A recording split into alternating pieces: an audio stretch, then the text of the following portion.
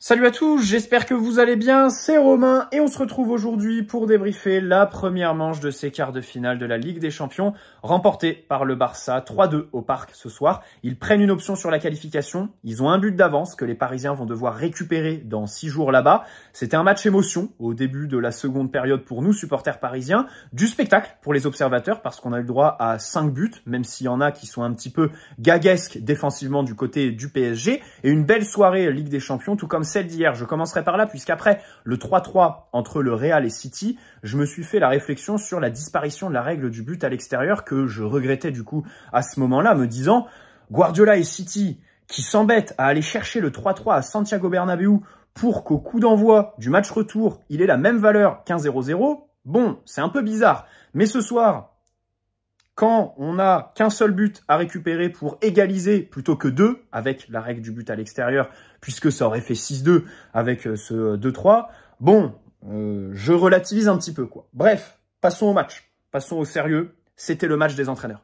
Xavi vs Luis Enrique, c'était un petit peu le storytelling d'avant-match, parce que Luis Enrique, ancien joueur, ancien entraîneur aussi de Xavi, bien sûr. Les déclarations interposées hier, quand Luis Enrique dit que, bien sûr, c'est moi qui représente le plus la philosophie du FC Barcelone. Xavi qui lui répond de manière consensuelle quelques heures plus tard. Et au final, ce soir, ben oui, celui qui a gagné, c'est celui qui ressemble le moins au FC Barcelone, ou du moins à son ADN, et c'est celui qui était sur le banc du Barça. Parce que Luis Enrique s'est un peu entêté avec ses choix initiaux déjà, sur lesquels on va revenir, la possession qu'on a voulu, et surtout, le Barça de Xavi qui gagne en allongeant sur Lewandowski, en marquant et en étant dangereux sur des corners.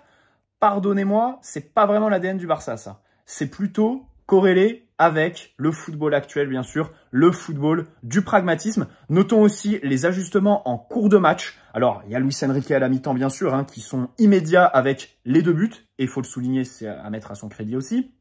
Et derrière, Xavi, qui fait rentrer Pedri, le but de Rafinha, et Christensen, pareil, sur un de ses premiers ballons, ce corner qui est joué mais n'importe comment, quoi. Que ce soit Donnarumma, quand il faut sortir à 20-30 mètres de ses cages, comme un fou, pas réfléchir et y aller comme un barzingue, notamment sur le premier but. Alors là, il y a du monde. Mais par contre, quand le ballon est dans les 5,50 m, là, il sort pas. Il y a Marquinhos aussi qui pourrait la sortir avant. Il y a Warren qui perd le marquage du joueur barcelonais. Bon, c'est comme ça. Tous les buts, de toute façon, témoignent d'une... Et le pire, c'est que je reviens encore sur le match d'hier parce que quand je vois... alors déjà, le but de Bernardo Silva, la prestation de la charnière Citizens, je me disais... Alors, bien sûr, au niveau de l'intensité, on rivalise pas du tout dans le match qui a été joué hier. Mais par contre, défensivement, c'est vrai que la Ligue des Champions, c'est la compétition des offensifs, en fait. Parce que là, ça défend un peu n'importe comment. Même les gardiens, Lounine hier et tout ça, même si sur les 2 autres buts, il n'y a plus rien. Et ce soir, au final, j'ai été rappelé à l'ordre, en fait. Je me disais, peut-être, City Real, ça peut défendre n'importe comment par séquence. Non, nous, on est pire. Nous, on est vraiment, mais c'est horrible, que voulez-vous? Alors bon, début de match, bon déjà la composition avec la surprise Asensio, Warren sur le banc, alors ça, déjà sur la forme actuelle, sa deuxième partie de saison, c'est assez logique. Je pense aussi que face à Rennes, quand il sort avec les pochons de glace à 2 endroits aux jambes, peut-être que c'était plus grave qu'on le pensait à ce moment-là. Peut-être, ce qui me gêne peut-être, c'est de mettre Lee à sa place, en fait. Parce que, Lee plus Asensio, c'est vrai que derrière, je comprenais pas trop. Peu de mouvement, pas de prise de profondeur. Et donc, Asensio, dans un rôle très bâtard qu'il n'a jamais su appréhender. Et c'est vrai que je m'arrêterai là-dessus, en fait. C'est bien d'être imprévisible pour l'adversaire et tout ça, mais Asensio, il errait un petit peu sans but quoi sur le terrain. Là, il n'arrivait pas à comprendre les mouvements, il était introuvable quand on avait le ballon. Je dirais. Mais le problème, c'est qu'en fait, d'un côté, bien sûr, il n'arrive pas à se connecter avec ses partenaires. De l'autre, individuellement, je dirais pas que sa mi-temps est mauvaise. Il y a quelques ballons qu'il réussit à bonifier un petit peu, à garder. Il obtient le jaune de Sergi Roberto qui fera la suspension. Il y en a certains qui auraient pu aller chercher un jaune d'Araújo pendant tout le match. Et là, je fais référence à Mbappé. Il a même pas réussi ça. Et puis à la mi-temps, les ajustements de Luis Enrique. Alors moi, ça m'énerve. Ça commence à m'énerver les histoires d'ajustements à la mi-temps parce que en fait, je veux bien les louer. Derrière, bien sûr, il y a les 2 buts et ça y fait quelque chose. Hein, voilà, l'entrée de Barcola qui occupe d'autres zones que Asensio qui sort. Au-delà du remplacement en lui-même, il y a aussi les changements avec Marquinhos derrière, avec Lucas Hernandez et tout ça. Peut-être Vitinha, à qui on demande d'évoluer un petit peu plus haut aussi. Mais le problème, c'est que les ajustements à la mi-temps, si t'en fais, ça veut aussi dire que les choix initiaux, ils sont pas bons en fait. Et ça, c'est à chaque fois pareil. À chaque match, alors, si tu vois le verre à moitié plein, tu te dis, Luis Enrique, dès la mi-temps, il réussit à faire l'ajustement. Donc ça, c'est un bon point pour lui. Il arrive à avoir la clairvoyance. Mais si tu vois le verre à moitié vide, tu te dis, ben en fait, s'il est obligé de faire les ajustements à la mi-temps, c'est peut-être parce qu'avant le match, il a fait n'importe quoi sur sa composition. Je vais peut-être un peu fort en disant n'importe quoi. Et pour le match de ce soir, Beraldo, il se fait trimballer par Lewandowski pendant toute la première mi-temps. Le but de Rafinha, il arrive limite un peu tard quand même, hein, par rapport à toutes les fois où Beraldo s'est fait avoir comme un bleu et où il n'y a pas eu d'ajustement là-dessus. Donc c'est un peu triste. Beaucoup de regrets aussi sur les occasions. Au moment où on mène 2-1, il y a la barre de Barcola, son face-à-face, il y a une barre de Dembélé. Il y a le truc en fin de match de Dembélé, on sait pas ce qu'il fait là. Il y a Mbappé qui tente une tête plongeante, mais on sait pas trop ce que la frappe de Dembélé faisait là. Est-ce qu'il voulait frapper, est-ce qu'il voulait passer finalement? C'est la question qu'on se pose tout le temps quand il tire. Mais on va pas être mauvais angle puisqu'il a réussi à marquer un super but sur lequel, même quand il marque un joli but et qu'il fait chavirer le Parc des Princes parce qu'en termes d'émotion, ce moment-là était assez dingue, il perd les appuis. Hein. Il glisse, même sur la frappe là, il glisse et il perd l'appui au dernier moment. Bon bref. C'est Dembélé qui se reprend bien aussi après une première mi-temps où il n'a pas été, où il n'a pas fait de différence quoi individuellement face à Cancelo. Début de match où tu as le ballon 70% du temps. Ensuite, tu réussis pas à te créer de véritables occasions, comme je le disais. T'as Marquinhos qui a parfois des ballons à donner plus vite parce qu'il y a des espaces dans le dos du Barça en tout début de match. Il le fait pas.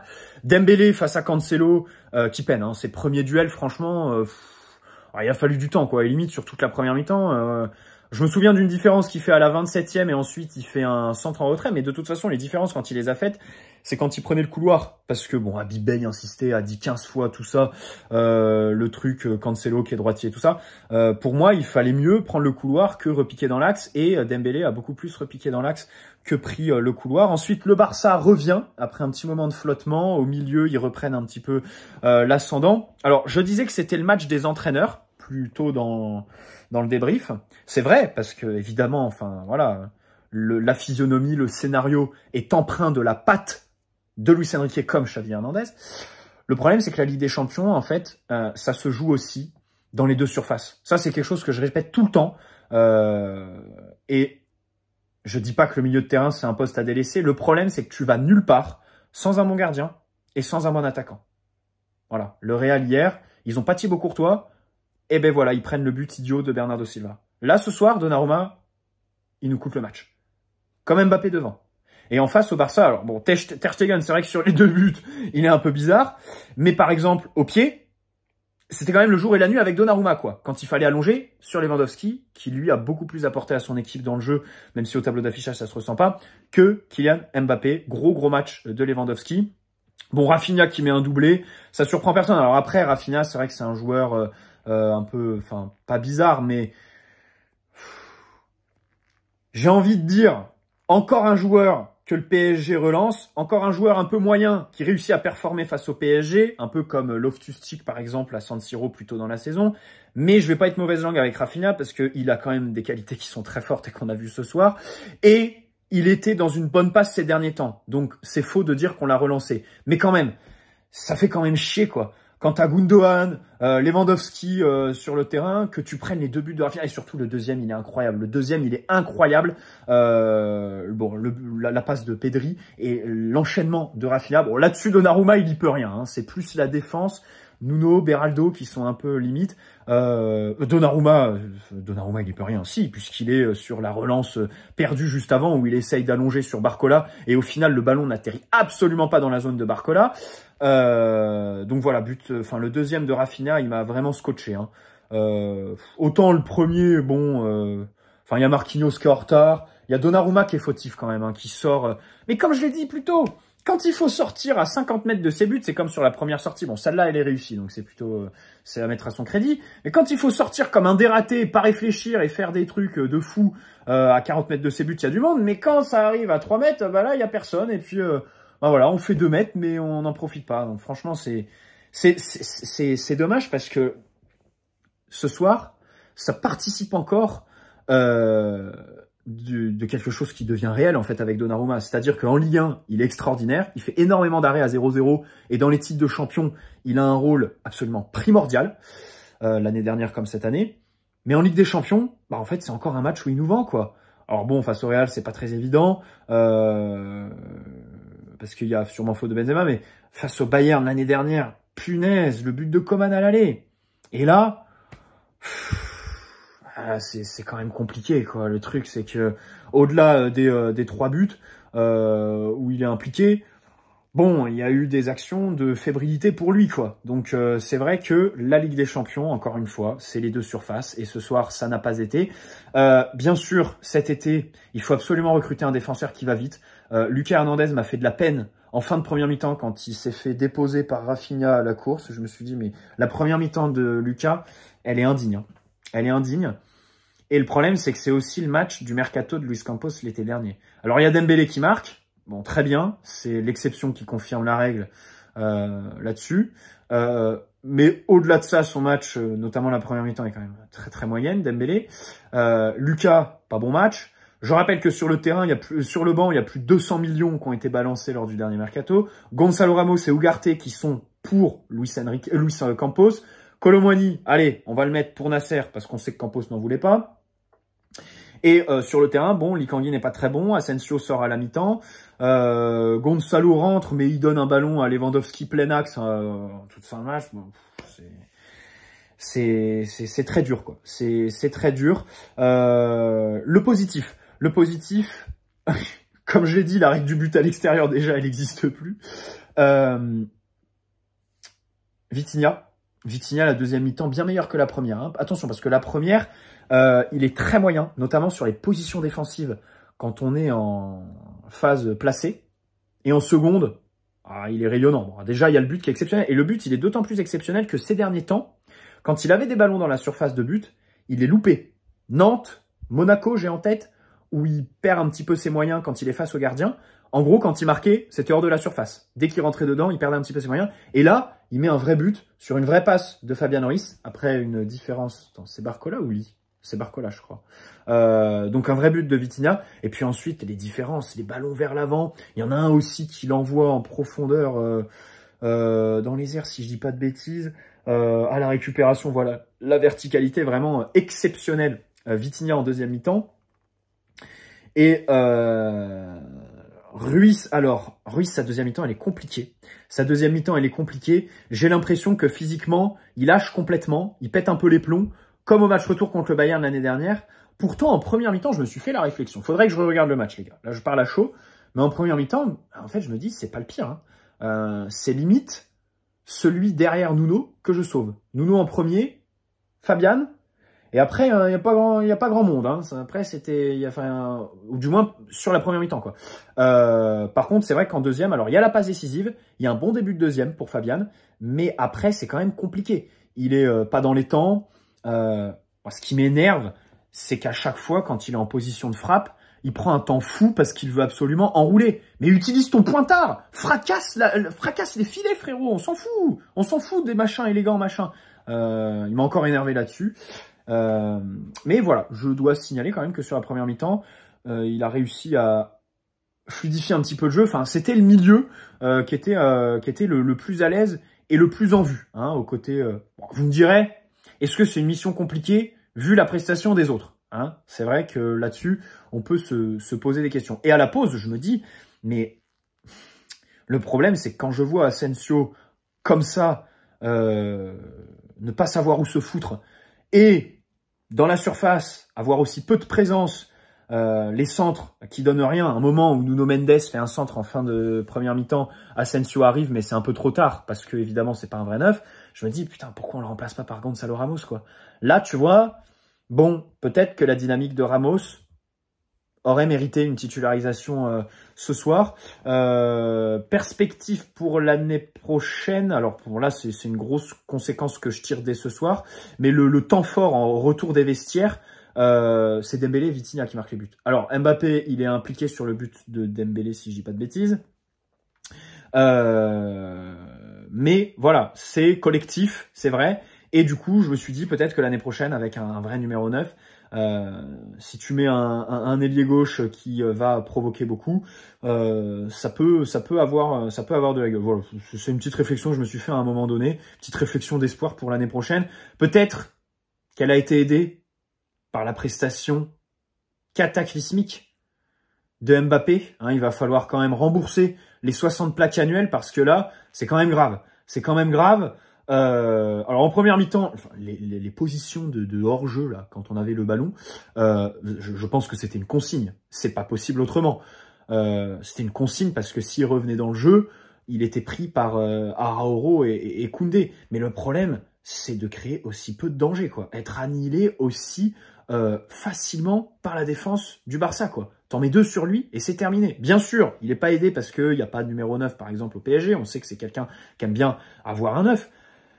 Mais mon Dieu, quoi, quand il avait le ballon, enfin, il se passait rien. Et puis surtout défensivement. Mais sur la première mi-temps, défensivement, j'élargis aux 2 autres aussi. Hein. Il y a des séquences, et d'ailleurs même le premier but, je crois, où les 3, ils sont là, ils sont en train de se branler devant, et les autres qui courent pour eux. Mais j'ai eu des flashbacks de Pepsi, Neymar et Mbappé. Mais je me suis dit, c'est honteux, mais qu'est-ce qu'ils sont en train de foutre, quoi? Alors Mbappé le premier, bien évidemment. C'est vrai qu'il y a eu des moments... Punaise, il fait pas les efforts, quoi. Bon, Dembélé et Asensio, c'était forcément mieux, mais il y a aussi des séquences où eux deux aussi ne revenaient pas vraiment.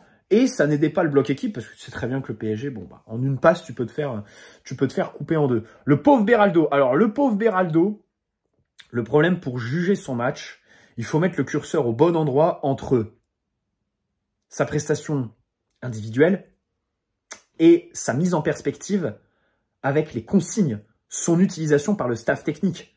Mettre Beraldo dans ces conditions-là, bon déjà sur Lewandowski, ne pas lui dire aussi arrête de le suivre jusqu'au milieu de terrain, dans une configuration où tu veux jouer en avançant, en 1 contre 1, c'est pas du tout quelque chose qui met Beraldo dans de bonnes dispositions. Alors la première action sur Rafinha, il y a peut-être une petite faute. Ensuite, bon, sur le premier but, évidemment qu'il est fautif. C'est quand même compliqué. Et à la mi-temps, j'en suis venu à penser à Danilo, en fait. Parce que là, je sais pas si on a gagné un duel aérien en première. Hein. Ah, si, il y a Nuno qui a dégagé le 2e corner après son sauvetage sur la ligne. C'est Nuno de la tête qui le dégage. Mais sinon, je sais pas... Il y a eu des dégagements de Donnarumma en début de match que Mbappé a réussi à récupérer, mais derrière, ça donnait rien du tout. Mais sinon, défensivement, on a été cataclysmique dans ce compartiment-là, quoi. Et je me suis dit, pourquoi pas faire rentrer Danilo à un moment donné. Le problème, c'est que Beraldo, il est gentil avec ses qualités ballon au pied, et on les a encore vus ce soir par moment. Le problème, c'est que là, en Ligue des Champions, enfin voilà, faut savoir défendre un minimum. Et le problème, c'est que là... on a un joueur qui sort du Brésil il y a 3 mois. Enfin, je peux pas m'acharner sur Beraldo. Voilà. Je préfère m'acharner sur alors, comme j'ai dit, le staff qui met dans une disposition qui aurait plus convaincu à Danilo, et encore. Mais surtout le club, quoi. Le club qui cet hiver n'a pas recruté autre chose que ce bon vieux Beraldo qui se retrouve pas au casse-pipe, mais on n'en était pas loin en première mi-temps. Enfin, si, au casse-pipe, qu'est-ce que je dis? Nuno, comme je le disais, le sauvetage incroyable hein, sur le corner. Celui d'après, il fait la tête. Offensivement, il y a eu des moments de grande classe. Finalement, en fait, dans le duel Yamal-Nuno, je me faisais la réflexion, mais celui qui a apporté le plus de danger défensif, en fait, c'est Nuno qui a plus mis Yamal à mal défensivement que Yamal a mis Nuno à mal défensivement. Je sais pas si je me suis fait comprendre, mais c'est vrai que voilà, le petit Lamine, il était obligé de redescendre. Nuno le driblait, Koundé aussi à un moment donné, il lui met un petit pont. C'est dommage qu'il fasse pas le même dribble sur Araújo juste derrière là, plutôt que de tirer. Des centres aussi. Quand il décoche les centres comme ça, première intention, C'est là aussi où je pense à un numéro 9, où je pense à la saison prochaine. Parce qu'évidemment, quand il y aura du monde, ça va faire mal. Les centres, ils sont tendus, ils arrivent dans des bonnes zones. Le problème, c'est qu'il n'y a personne. Et ça, il m'a toujours fait de la peine, Nuno. Et quand je le vois avec le Portugal, bah, il s'éclate parce qu'il y a du monde dans la surface, quoi. Parce que chez nous, c'est quand même compliqué. Il n'y a jamais personne. Et pourtant, sa qualité de centre, plutôt à ras de terre. Un peu comme Bernat, hein. Dans les airs, c'est vrai que c'est un peu moins bien. Mais voilà. Peut-être aussi sur le côté droit, souligner l'absence d'Hakimi dans la prestation de Dembélé. Hein. Peut-être que Dembélé a manqué de son compère marocain. Voilà. Et puis, ben, dans 6 jours, on va essayer de remonter ce but qui est vraiment... vraiment, c'est dégoûtant. C'est dégoûtant. Mais il y a un autre exemple qui est intéressant, c'est l'enchaînement but de Rafinha face à face de Barcola avec un retour exceptionnel d'Araújo. Et c'est là où tu te dis que la Ligue des Champions, bah en fait, elle appartient aux meilleurs, quoi. Le truc, c'est que Rafinha, c'est imparable pour Donnarumma, il fait un geste de dingue avec Pedri sur son premier ballon depuis 5 semaines qui fait ça, c'est juste, c'est magique, c'est le football en fait. Et juste derrière, voir Barcola en face à face et te dire, bah ouais, en fait, même un 1 contre 1 contre le gardien, c'est pas gagné. Et même là-dessus, il faut être impeccable. Et malheureusement, c'est le défenseur qui l'est sur cette action, pas Barcola. Il y a eu aussi Sabar. Bon là, par contre, l'action est beaucoup mieux menée par l'ancien Launay. Mais voilà, j'ai quand même des regrets, hein, comme je le disais, sur ces séquences là, sur ces occasions, le centre de Lee Kang-in aussi à un moment donné. Bon, c'est comme ça. Que voulez-vous, c'est bien triste parce que le parc était dans une ambiance de folie avec ce tifo très très réussi Star Wars. On a eu les émotions de dingue, putain, on a hurlé sur ces 2 buts qu'on met au retour des vestiaires. Malheureusement, ça ne suffit pas. Et comme je le disais en début de vidéo, c'est vraiment voilà, Xavi qui gagne en ne ressemblant pas au Barça. Et oui, Lucho, peut-être que ton truc de ressembler au Barça, bah, c'est un trophée fictif. Peut-être affectif pour toi, mais pour nous, fictif. Hein, parce que ce soir, bah, celui qui le remporte, c'est celui qui est pragmatique. Même si tu l'as été à la mi-temps, c'est vrai. Je peux pas m'empêcher de penser aux choix initiaux, quoi, en fait. Asensio, là, il s'est trop emmêlé les pinceaux.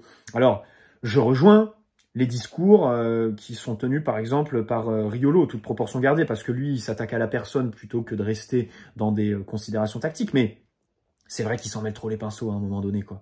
Le truc, c'est qu'Asensio, il sait pas où se foutre. Et pourtant, je dois avouer qu'avant le coup d'envoi, j'étais plutôt satisfait de la compo. Comme je le disais, la seule interrogation, c'était peut-être mettre Lee à la place de Warren. Parce que je me disais, Warren, athlétiquement, quand même, il peut apporter. Lee, j'ai des petits a priori aux abords de la surface. Oui, il est plutôt propre pour conserver le ballon. Mais je me suis dit, tu mets Asensio. Ça fait un joueur qui peut lancer les fusées Mbappé et Dembélé. Ça permet à Dembélé de retrouver son côté droit. Je préfère ça. Je préfère avoir Asensio dans l'axe plutôt que Dembélé parce qu'Asensio a beaucoup moins de déchets que Ousmane, bien évidemment. Et de toute façon, je pense que le dilemme, c'était entre Asensio ou Kolo Muani pour la titularisation devant. Et bah peut-être que Luis Enrique, il s'est dit, je préfère prendre celui qui réussit des contrôles. Et bon, là-dessus, même si moi, j'étais pour Kolo, même si je dois avouer aussi que j'avais pas du tout Asensio en tête. Hein. On n'en a même pas parlé dans l'avant-match. Je mettais absolument pas Asensio. Il n'était pas du tout dans mon esprit. Malheureusement, enfin, il était dans celui de Luis Enrique. Peut-être l'expérience aussi qui joue. Voilà, bon.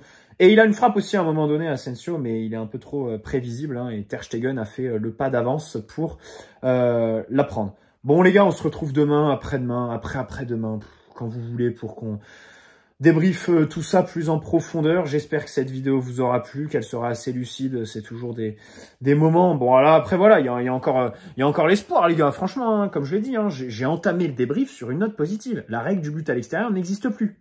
On marque un but, c'est prolongation. On a égalisé. Donc, là-dessus, il y a encore beaucoup de choses qui restent à faire pour le Barça, bien évidemment. Mais voilà, il y a quand même un match ce soir qui a été perdu et sur lequel on peut vraiment, vraiment s'en vouloir à défendre n'importe comment, quoi. La gestion de la profondeur, la gestion du dos. Et encore une fois, cet été, il va falloir un défenseur qui va vite en fait. Hein. Je crois que ça va être limite la caractéristique numéro 1 à chercher à ce poste. Bref, très bonne soirée à tous. N'hésitez pas à poser un like si cette vidéo vous a plu, vous abonner si ce n'est pas déjà fait. Et on se dit à demain les gars pour le débrief plus en profondeur.